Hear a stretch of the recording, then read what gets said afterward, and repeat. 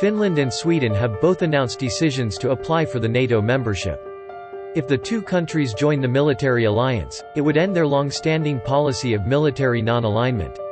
Pierre Canessa, a former French Defense Ministry official, says that all the developments contribute to a missed opportunity to propose an inclusive European security architecture to Russia, wherein lies the source of the ongoing Ukrainian crisis.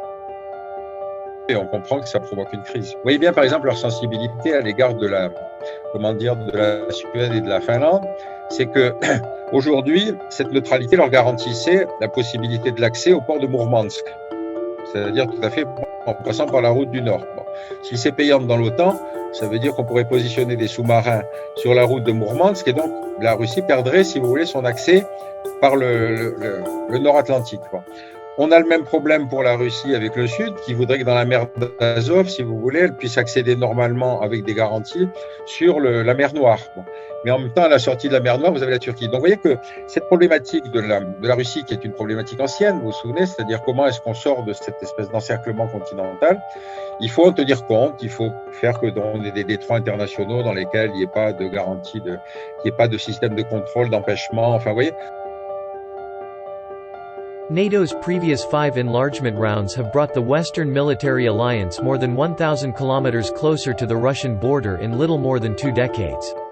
According to Canessa, Moscow has clearly considered those enlargements offensive, and in light of that, the current tensions come as no surprise.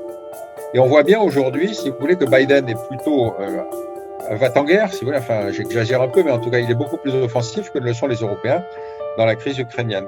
Ce qui s'est passé du côté occidental, c'est que, si vous voulez, on a privilégié la démarche de sécurité par rapport à la démarche diplomatique.